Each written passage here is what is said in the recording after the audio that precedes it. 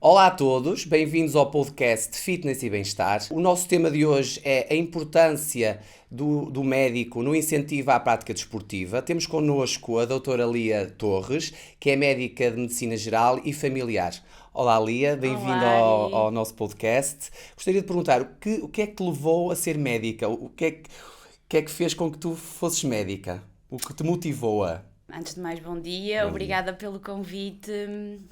Eu acho que, acima de tudo, já é um desejo desde pequena.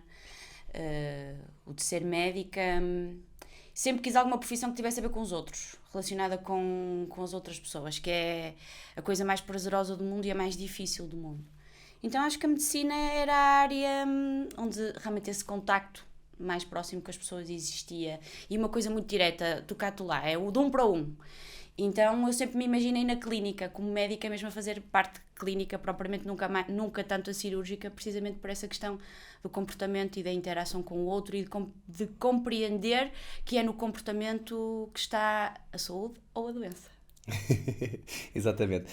Relativamente agora a este contexto de pandemia, o que é que achas que mudou a nível de consultas? O que é que as pessoas procuram mais? A diferença antes da pandemia e neste contexto? É assim, eu também mudei um bocadinho a minha carreira durante o contexto da pandemia. Também aproveitei e mudei. Antes eu fazia muita urgência, agora não estou a fazer tanta, estou só a fazer mais consulta. Acima de tudo, o que é que nós notamos? A diminuição da procura de cuidados de saúde numa fase inicial. Isto no privado, não é? Porque o público neste momento está com outra dinâmica, outras preocupações, mas notamos que há menos procura dos cuidados de saúde por medo e depois quando os doentes chegam, já chegam em estados graves, de descompensações das doenças crónicas graves, de um noto que as pessoas estão com menos hábitos de atividade física, muita ansiedade, muita irritabilidade, portanto exaustão emocional e desleixo com a parte física. Pronto, é aquilo que eu noto.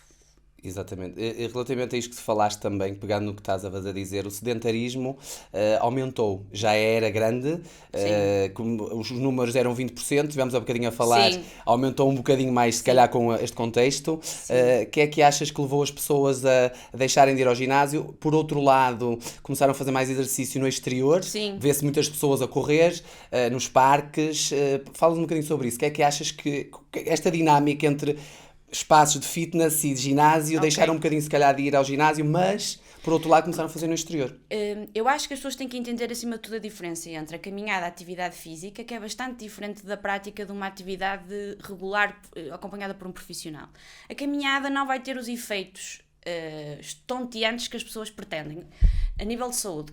Ou melhor, nem é a nível de saúde, a nível de peso e de autoestima e de autoconceito e autoimagem. Ou seja, a caminhada é ótima, é aquilo que as pessoas mais gostam de fazer porque não têm que marcar com ninguém, não têm um horário obrigatório, vão no ritmo delas, ninguém as pressiona, mas de facto, apesar de ter impacto a nível global na saúde, não vai ter um impacto profundo a nível, por exemplo, de perda de peso, de alteração, depois do perfil metabólico, nomeadamente no colesterol, na diabetes, nessas coisas todas. Porque as pessoas também não levam de uma forma muito regular, ou seja, a atividade física ao ar livre aumentou, é indicada, mas não substitui, do meu ponto de vista, uma atividade física regular, bem organizada, bem orientada, com o objetivo de facto terapêutico. Porque o exercício físico pode ser usado como prevenção e como terapia, como um ato terapêutico. A caminhada estará, se calhar, mais no parte da prevenção e não tanto quando as pessoas, se calhar, já querem perder peso a sério, já têm objetivos. Portanto, estão ambas indicadas, mas, se calhar, para objetivos diferentes. Diferentes. Sim. A prática da atividade física, sabes melhor que eu também que sou da área, ajuda na melhoria da atividade física e mental, Sim. mas porque é que mesmo assim as pessoas estão renitentes tanto ao exercício físico? O que é que achas que leva as pessoas a não praticar tanto o exercício físico? Eu vou dizer só uma coisa que isto já é de, saber, de ciência comum, já todos nós sabemos, que as únicas duas coisas que previnem as doenças que mais afetam o Ocidente, são as doenças metabólicas, é a atividade física e uma dieta adequada, nomeadamente a dieta mediterrânea, que é a que nós possuímos. Sucede que o lobby farmacêutico, a indústria farmacêutica e a forma prática e rápida como os medicamentos, não é, nos chegam às mãos, descompromete muito mais as pessoas de terem este tipo de cuidados que vão ser para o resto da vida, não é? É muito mais fácil eu pegar, tomar um comprimido, e tal e coisa. E vou-me deixando de estar controlada, não é? A questão que as pessoas têm que perceber é que eu estou a tomar o comprimido, mas se eu continuo a meter para dentro aquilo que me estava a fazer mal, não é? Se eu continuo a comer o mesmo açúcar, a mesma comida, a mesma gordura, não adianta nada eu pôr o comprimido. E se eu não fizer exercício físico para degradar, porque o meu corpo tem capacidade de recuperar e se restabelecer, se eu não vou fazer essa limpeza através do exercício físico e de melhorar de facto a minha dieta, não há nada a fazer, mas isto também só acontece porque é mais fácil tomar um comprimido e porque mesmo os médicos eram, nos últimos anos, não é? Aquilo que nós somos formados foi para passar medicamentos. Claro. É essa a nossa função, não é? Mas a atividade física cada vez mais é algo cultural e posso até dizer, se uma família for desportista, vai incutir nos filhos. Claramente. Sim, e o que é que tens a dizer sobre isto? Que é que os teus pacientes que te aparecem à frente, mais adultos ou crianças, cada vez mais vês miúdos obesos. O que não deixa de ser irónico porque eles começaram a ter atividade física ainda mais cedo nas escolas, não é? E isso aí dava um assunto, se calhar, só para um próprio de um podcast. Sim, como é óbvio, tudo é comportamental. E uma família um filho que vê um pai que faz de exercício físico desde sempre, que a mãe tem cuidados, o que nunca houve açúcares em casa, claramente aquilo é o seu normal. E, portanto, sendo o seu normal, ele vai optar por vai fazer aquelas opções de vida. Portanto, isto não se pode dizer que, claramente, se a criança é obesa, a culpa não é só dele, não é ele que vai às compras, não é ele que escolhe o que tem na despensa, mas aprende, quer por isso que tem em casa, mas também porque é por aquilo que não se vê fazer em casa, porque eu acho que neste momento, até a nível de currículos da escola, houve essa preocupação de desde cedo começar a oferecer atividade física às crianças, não é? Agora já desde o jardim de infância já há bastantes anos, não é? Mas depois depende muito também do comportamento da família e isso é difícil de mudar e eu compreendo perfeitamente. Claro. Como é que incentivas os teus pacientes à prática desportiva? Fazem mais do que conheces? Os pais fazem mais, os filhos fazem menos, os idosos? Neste teu, como é que é dizer? Na minha prática. Na tua prática, o sim. que é que achas? Acho que também há uma forte atenção que os cuidados de saúde primária e mesmo os médicos de família estão muito, muito atentos para estas questões e promovem muitas vezes algumas atividades para promover a atividade física e essas coisas todas. Quem é que pratica mais? Quem é isso que tu queres saber? Sim, quem é que adultos, eu acho que idosos, adultos ou crianças? Depende das Depende famílias. muito, não é? Depende Do que muito. falamos anteriormente. Exatamente, depende muito. Não te consigo dar essa perspectiva. O que noto é que já há muito mais vontade e todas as pessoas assumem de facto que a atividade física é essencial, já nem sequer se põe em questão de não ser. Portanto, essa aceitação, as pessoas até fazem o meia-culpa, ok, eu não faço, mas reconheço perfeitamente que isto era o essencial. Portanto, essa ideia já entrou de que depende de cada um de nós também essa... Mas, como estavas a falar há bocadinho, as crianças, por exemplo, os pais é muito mais fácil pegarem, tipo, num snack mais...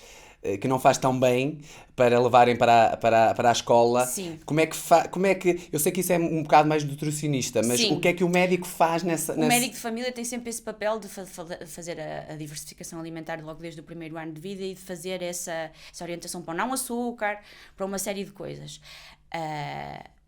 A verdade é que isto depois é uma cadeia tão grande, Ari, sabes? É porque depois os produtos que eu fiz muitos trabalhos quando estava no centro de saúde sobre esta área da alimentação e do açúcar, que era uma área que me interessava bastante. E é muito engraçado porque as técnicas de marketing também são muito bem feitas, não é? E as coisas com açúcar e pós-miúdos estão postas estrategicamente nas prateleiras. Eu costumava dizer uma coisa aos pais para, por favor, não levarem as crianças para os supermercados. É a pior coisa que podem fazer. Não irem com fome, por exemplo. Outra questão mesmo para os próprios. Portanto, nós fazemos sempre esta abordagem, quer a nível da compra, porque é muito importante no nível da compra, porque há depois o marketing, porque é muito mais fácil de facto estar lá à mão, custa €1. Tudo o que tem muito açúcar, tudo aquilo que tem €1, custa €1, normalmente é aquilo que vai fazer pior, que é o mais barato. E é aquilo que é fácil de pegar, que é o que está à mão na prateleira, não é? Exatamente. E é muito complicado. E o que é que achas? O bem-estar e o exercício físico andam de mãos dadas? E o bom humor. E o bom humor. Eu costumo dizer que o bom humor é terapêutico e cura. Assim, andam completamente de mãos dadas e com a saúde mental, com tudo. Eu sei que os médicos já estão mais predispostos a dizer aos pacientes para fazerem exercício físico, mas ainda há alguns médicos, porque tenho alguns alunos também que o dizem, que muitas vezes o médico diz assim, não faça, porque alguns médicos, por exemplo, os fisioterapeutas ou os ortopedistas, há alguns médicos ainda são renitentes ao exercício físico, estes médicos se calhar não têm um passado esportivo e faz com que não levem os pacientes a fazer o exercício físico? O que é que achas? Eu acho é que nós não temos formação suficiente para depois sermos muito específicos a prescrever, e é isto que as pessoas têm que entender. O exercício também deve ser prescrito, na minha opinião. Exato. E para quem não faz exercício físico de todo, o que é que tens a dizer lá para casa? Tenho a dizer lá para casa para pelo menos começarem com umas caminhadas de 10 minutos, pararem a cada 5, fazerem pequenos passos. Um bom exame do sistema cardíaco é importante, cardiorrespiratório, para não haver aqui medos, saber se há alguma limitação. Mas caminhadas curtas, no ritmo das pessoas, com pequenas paragens pelo caminho, é uma boa forma de começar. Portanto, não há motivo para não começar.